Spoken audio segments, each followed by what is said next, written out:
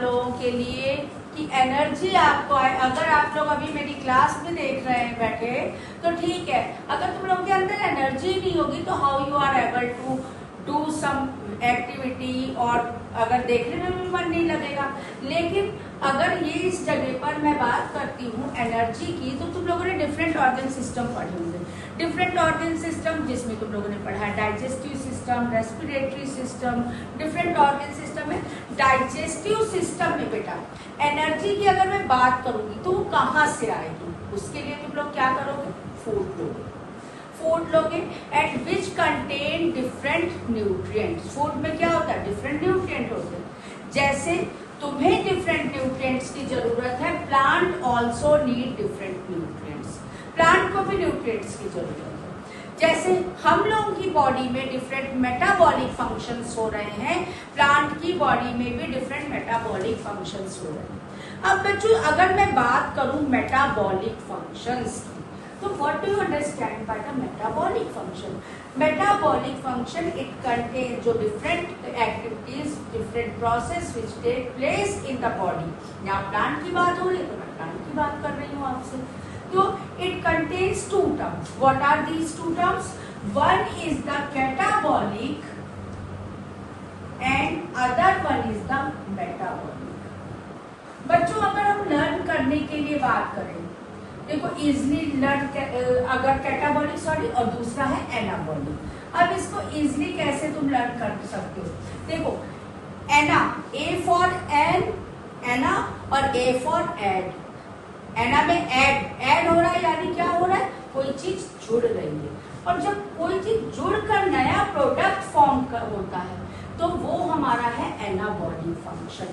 जैसे मैं बताती हूँ, अगर मैं प्लांट्स के केस में अगर बात कर रही हूँ तो प्लांट के केस में अगर तुम लोगों ने देखा है फोटोसिंथेसिस।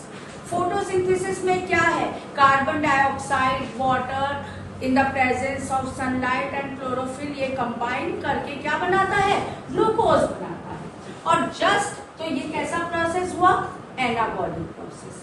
जस्ट अपोजिट अगर मैं करूं, यहाँ पर ऑक्सीडेशन हो रहा है, ब्रेक डाउन हो रहा है। किसका ब्रेक डाउन हो रहा है, ग्लूकोज का ब्रेक डाउन हो रहा है। समटाइम्स वी से कि photosynthesis and respiration they are opposite to each other. How they are opposite to each other? देखो फोटोसिंथेसिस में अगर तुम लोगों को याद होगा बच्चों, तो हम लोगों ने फोटोसिंथेसिस में क्या पढ़ा था कि कार्बन डाइऑक्साइड प्लस वाटर और ये सनलाइट और क्लोरोफिल की प्रेजेंस में फूड बनाता है। किसकी फॉर्म में बेटा, ग्लूकोज की फॉर्म में। अब जब ग्लूकोज की फॉर्म में फूड बना, साथ में ऑक्सीजन रिलीज हुआ, और जस्ट ये देखो ये हुआ इसका प्रोडक्ट, किसका, हमारा फोटोसिंथेसिस का, और यही रिएक्टेंट बन गया किसका, रेस्पिरेशन का। तो in this manner we are able to say कि photosynthesis and respiration they both are opposite to each other. ठीक है, लेकिन इस चैप्टर में हमें रेस्पिरेशन के बारे में पढ़ना है। तो रेस्पिरेशन जितने भी एनाबॉलिक प्रोसेस हैं, एनाबॉलिक मैंने कहा जिसमें मिलकर दूसरा नया प्रोडक्ट बना रहे हैं, वो सारे हमारे एंडरगोनिक है। What do you understand by the endergonic? जो कि एनर्जी का यूज कर रहे हैं। जैसे अगर मैंने बताया आपको फोटोसिंथेसिस, तो फोटोसिंथेसिस में क्या किया, वहां पर हमारी क्लोरोफिल प्रेजेंट थी, सनलाइट प्रेजेंट थी, और आपको मालूम है कि सनलाइट को हम कह रहे हैं ultimate source of energy plants के लिए। ठीक है, तो यानी कि एनर्जी उसने लिया, और कैसा प्रोसेस हुआ, ये एंडरगोनिक प्रोसेस। अब कैटाबॉलिक की बात कर रही हूँ। Cata, C for cata, C for cut. Cut यानी माइनस होना, माइनस होना यानी कि कोई चीज टूट रही है, ब्रेक हो रही है। और ब्रेक हो रही है तो नया चीज हमारा बन रहा है। और आपको क्या ब्रेक हो रहा है, यहाँ पर देख लीजिए, ये हमारी रेस्पिरेशन की बात कर रहे हैं। ब्रेक हो रहा है ग्लूकोज। ग्लूकोज किसकी प्रेजेंस में ब्रेक हो रहा है बच्चे, ऑक्सीजन की presence. Two type of respiration process यहाँ कहलाएंगे। One is the aerobic and other one is the anaerobic. यहाँ ये मैंने कैटाबॉलिक और एनाबॉलिक आपको बताया है, और यही दोनों टर्म्स मिलकर कहलाती हैं metabolic. the different metabolic activities which has been taken place in the plant as well as in the animals. Respiration उसमें से हम कह सकते हैं कि एक कैटाबॉलिक प्रोसेस। क्यों क्यों कैटाबॉलिक कहेंगे बच्चे? क्योंकि यहाँ देखो आप, ग्लूकोज का ब्रेकडाउन हो रहा है, तो ये कैसा प्रोसेस हुआ? कैटाबॉलिक। अब ये तो आपने समझ लिया। अब इसके आगे मैं बताऊंगी बच्चों, अब प्लांट्स के केस में, ह्यूमन बीइंग के केस में अगर मैं तुम लोगों से कहूं कि बच्चों अच्छा ठीक है रेस्पिरेशन हो रहा है, अगर मैं आप लोगों से पूछती हूँ what do you understand by the respiration, तो मोस्टली बच्चों का मेरे पास क्या जवाब आएगा? Ma'am when we inhale oxygen and exhale carbon dioxide, that is the respiration. तो that answer is wrong. ये आंसर बिल्कुल गलत है। इनहेलेशन ऑफ ऑक्सीजन और एक्सहेलेशन ऑफ कार्बन डाइऑक्साइड ये सिंपली रेस्पिरेशन नहीं है, ये एक पार्ट है हमारा respiration, that is the breathing.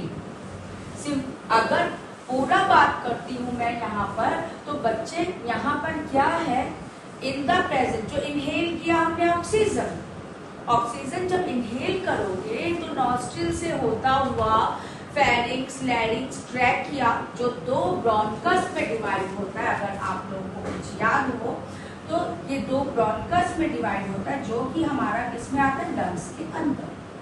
और जब ऑक्सीजन हम इनहेल कर रहे हैं तो इन ब्रोंक्यूल्स के अराउंड हमारी प्रेजेंट होती है एल्वियोलाई।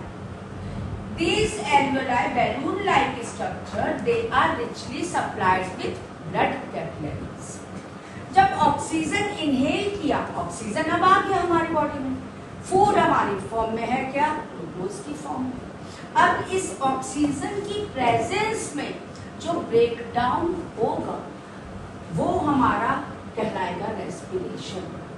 लेकिन यहाँ अभी मैं थोड़ा सा इसको अलग अलग बताऊंगी। इसको पहले तो समझ लीजिए, जो ऑक्सीजन की प्रेजेंस पे हो रहा है ब्रेकडाउन, तो बच्चे जब ऑक्सीजन प्रेजेंट है तो कंप्लीट ब्रेकडाउन होगा। कंप्लीट ब्रेकडाउन होगा तो यहाँ पर जब कंप्लीट ब्रेकडाउन हुआ तो मैंने कहा ब्रेकडाउन के बाद क्या रिलीज हुआ? Carbon dioxide, water as well as energy. और मेनली बच्चों जो एनर्जी रिलीज होती है वो एनर्जी रिलीज होती है एटीपी की फॉर्म में। फुल फॉर्म इसका अच्छे से तैयार कर लेना। एटीपी का पूछा जाता है adenosine triphosphate. Full form of ATP is the adenosine triphosphate.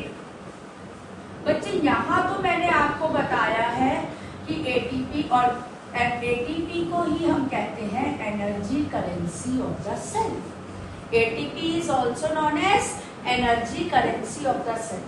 और बच्चों जब ऑक्सीजन की प्रेजेंस है, जब ऑक्सीजन प्रेजेंट है तो यहाँ पर इसकी प्रेजेंट में जब ब्रेकडाउन होगा, पूरा कंप्लीट ब्रेकडाउन हुआ तो एनर्जी भी ज्यादा रिलीज होगी। इट मीन्स एक ग्लूकोज मॉलिक्यूल कितनी एनर्जी रिलीज करेगा? 38 ATP. One glucose molecule release 38 ATP. That one is the oxygen की प्रेजेंस में। इस प्रोसेस को हम कहते हैं aerobic respiration. That is known as the aerobic respiration. But sometimes some bacteria, fungi, yeast, all they have done the respiration in the absence of oxygen. Absence of oxygen, that is known as anaerobic. Presence aerobic, absence anaerobic. यानी aerobic नहीं है, oxygen present नहीं। और बच्चे जब oxygen present नहीं हो, और इस जगह पर ध्यान रखना कि कई बार आपसे पूछ लिया जाता है फर्मेंटेशन की इक्वेशन बताओ, तो no need to confuse for that. Anaerobic respiration में और फर्मेंटेशन में कोई कंफ्यूज आपको होने की जरूरत नहीं है। क्यों नहीं कंफ्यूज होने की जरूरत है? क्योंकि ये जो एनारोबिक रेस्पिरेशन है ना, sometimes you are able to get the fermentation.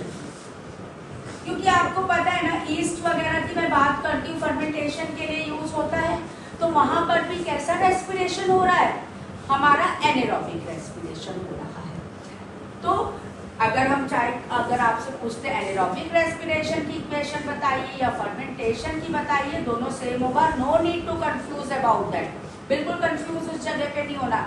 अगर पूछ लें ईस्ट में कौन सी हो रही है आपकी क्या इक्वेशन बनेगी, बैक्टीरिया में क्या, फंजाई में क्या, तो वहां पर आपको यही इक्वेशन लिखनी है। क्या लिखनी है यहाँ पर कि बच्चे यहाँ पर हमारा ऑक्सीजन प्रेजेंट नहीं है, एनेरोबिक रेस्पिरेशन। जब ऑक्सीजन ही नहीं है, यहाँ मैं चाहे तो एरो के ऊपर लिख दूं एब्सेंस ऑफ ऑक्सीजन, लिख भी सकते हैं, नहीं भी, फिलहाल मैंने तो शो किया ही नहीं ऑक्सीजन, तो यहाँ पर कंप्लीट ब्रेकडाउन नहीं होगा। और जब कंप्लीट ब्रेकडाउन नहीं होगा तो बच्चों यहाँ पर एक इंटरमीडिएट कंपाउंड बना, that one is the ethanol. आप लोगों ने अगर केमिस्ट्री में पढ़ा हो तो वहां पर अगर आपने पढ़ा हो हाइड्रोकार्बन्स में पढ़ा हो तो कार्बन नंबर की बेसिस पर हम उसका प्रेफिक्स यूज करते हैं। जैसे एक कार्बन है तो मीथ, दो ईथ तो मीथ, ईथ, प्रॉप, ब्यूट, इस तरीके से। तो जब दो कार्बन होते हैं ना बेटा तो उस जगह पे यूज किया जाता है क्या, ईथ। और OH ये अल्कोहल का ग्रुप है, तो ये फंक्शनल ग्रुप है अल्कोहल, तो ये हमारा प्रोडक्ट बनेगा इथेनॉल, या आप कह सकते हैं इथाइल अल्कोहल। ये सब केमिस्ट्री में आप लोग पढ़ेंगे। तो यहाँ intermediate compound ethanol, carbon dioxide तो रिलीज होगा ही, एनर्जी भी रिलीज होगी, लेकिन यहाँ एनर्जी कितनी रिलीज होगी, only 2 ATP has been released. यहाँ पर कम एनर्जी रिलीज हुई। क्यों कम एनर्जी रिलीज हुई, क्योंकि ऑक्सीजन ही नहीं।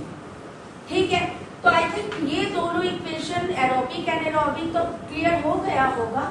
साथ में ये तीसरी इक्वेशन भी मैं बता देती हूँ आपको। क्या होता है, sometimes after heavy exercise, continuous running, आप लोग की जो है गेम्स के पीरियड के बाद आ रहे हो, काफी देर खेल कूद के बढ़िया से, तो क्या होता है क्लास में आते ही क्या करने लगते हो, जल्दी फैन चलाओ, पानी पिए, इस तरह की कंडीशन होती है।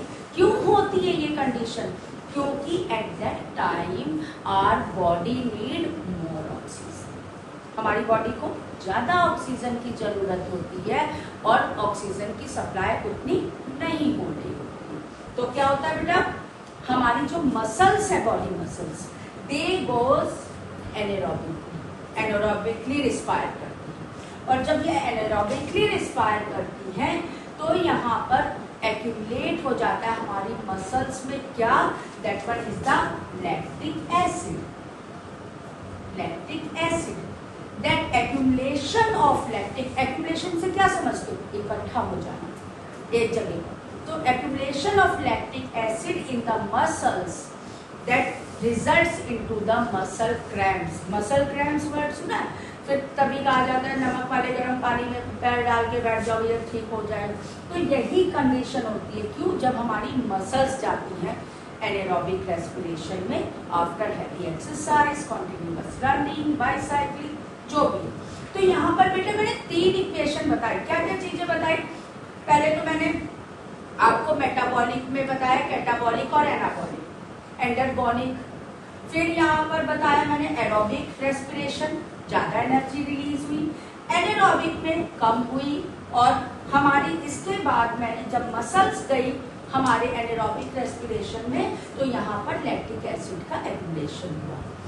तो आई थिंक इतना आज की क्लास के लिए काफी रहेगा, और उसके बाद इसी चैप्टर को मैं कंटिन्यू करूंगी नेक्स्ट पार्ट में। तो this one is all for today's class. Thank you, have a nice day.